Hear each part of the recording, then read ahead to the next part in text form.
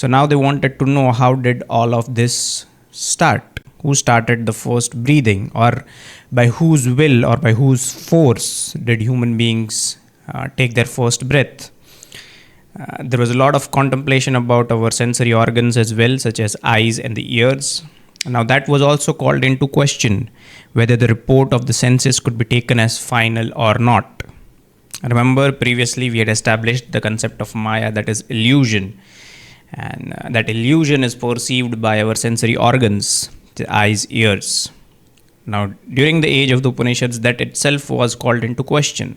That since I that resides within you is a mere spectator, and these sensory organs are the instrument through which the self is spectating the external reality.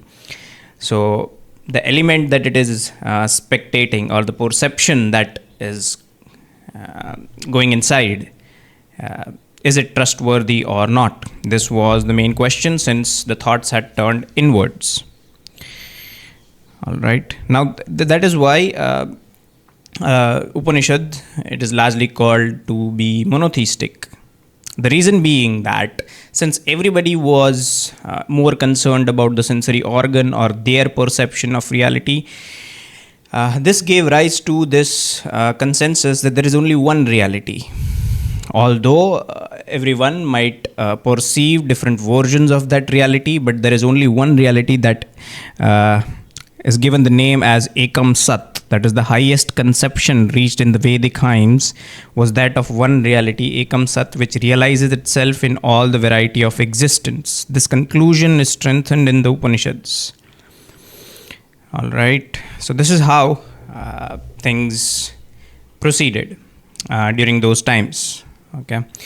Now, there is an interesting conversation that is happening in the Chandogya Upanishad between Prajapati, that is the god. He is supposed to be the supreme god in the Upanishads, and Indra. Indra is supposed to be his pupil. All right. And Radhakrishnan has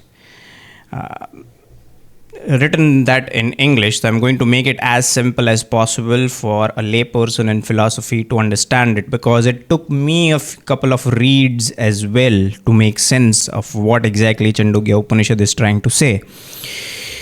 Now, there are the